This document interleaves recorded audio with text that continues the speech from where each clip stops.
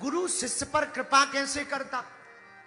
कभी कभी तुमने लाड़ प्यार में माताओं को देखा होगा।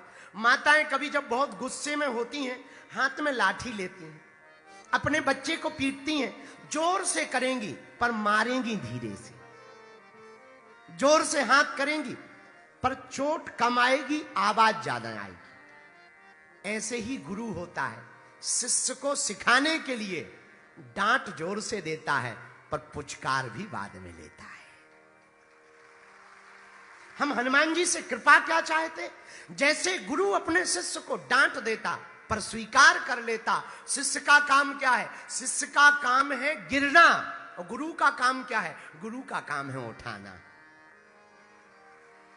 गिरना शिष्य का काम है, उठाना गुरु का काम है। मेरे प्रिय साधको, हम तुमसे प्रार्थना करना चाहते, हम संसार में गिरेंगे तो नरक में जाएंगे, हनुमान जी की शरण में गिरेंगे तो दुनिया के लिए महान हो जाएंगे।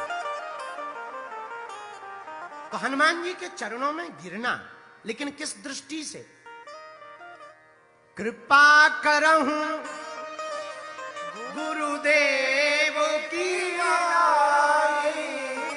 हनुमान जी को जो गुरु मान करके पूजा करेगा, आहा हा, भैया हमें लगता है ऐसा कौन अलवेला भगत होगा जिसे हनुमान जी शिष्य रूप में स्वीकार कर लें, और जिसे शिष्य रूप में हनुमान जी स्वीकार कर लें, उसका तो फिर क्या कहना। क्योंकि जब गुरु का ही जलवा हो तो चेलों का जलवा तो बन ही जाता है।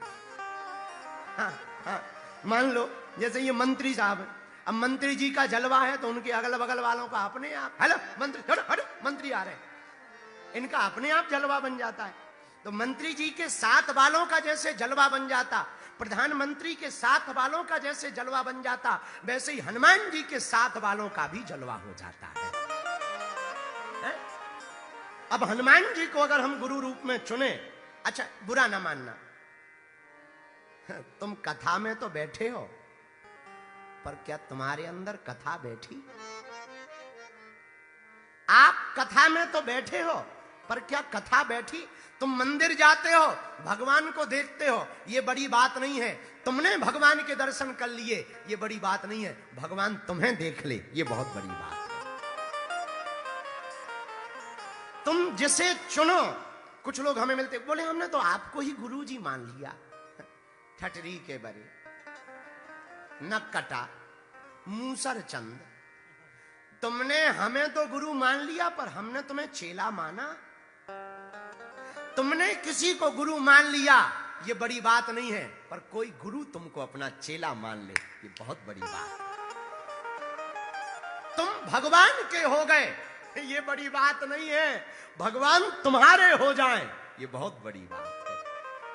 तुम भगवान के दर पर आ गए, ये बड़ी बात नहीं है। मेरा परमात्मा तुम्हारे घर पर आ जाए, ये बहुत बड़ी बात है। मेरे पागलों, हमने आज की कथा में प्रण लिया कि 5 दिन तक गुरु की सामर्थ्यता क्या है, इस पर चर्चा करें। हम आपको बताएं, हमको बहुत आनंद आता है। महाराष्ट्र से हमारा बड़ा लगाव है, क्योंकि हमारी जिंदगी में पहला उपद्रव महाराष्ट्र में ही शुरू हुआ। सब भूलेगा, महाराष्ट्र नहीं हमें भूलेगा। और जितना प्रेम और स्नेह महाराष्ट्र ने दिया, शायद किसी और प्रदेश में मिला। महाराष्ट्र से बड़ी, और हम जब कभी महाराष्ट्र के महापुरुषों को पढ़ते ना, हमारी आंख भर आती। जब महाराष्ट्र के संतों को पढ़ते हैं, दिल हमारा भर आता है। हमें वो चर्चा आती, गुरु पर याद आता। संत ज्ञानेश्वर महाराज जी की हमें चर्चा याद आती। संत ज्ञानेश्वर महाराज से किसी पंडित ने कहा कि आप सब में परमात्मा देखते हो, तो क्या ये जो सामने भैंसा आ रहा, इसमें परमात्मा है? वो कहते हैं हाँ है। क्या इसकी आत्मा बुद्धत्व को प्राप्त हुई? संत ज्ञानेश्वर कहते हाँ हुई। पंडित कहते हम नहीं मानते, ये बेफिजूली की बात है।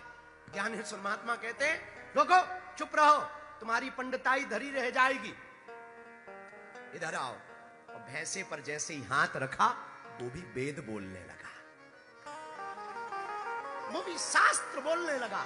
मेरे पागलों, इस बात से हम ये शिक्षा देना चाहते हैं, सच्चे सदगुरु का हाथ भैंसा पर रख गया, जब वो वेद बोलने लगा, सच्चे संत का हाथ तुम्हारे शीश पर रख जाए तो तुम्हारा भी बेड़ा पार हो जाएगा। सच्चे सदगुरु का हाथ। बुरा ना मानना, हमारे जैसे नालायक पर गुरु की ही कृपा हुई, तब कुछ बोलने लायक हुए।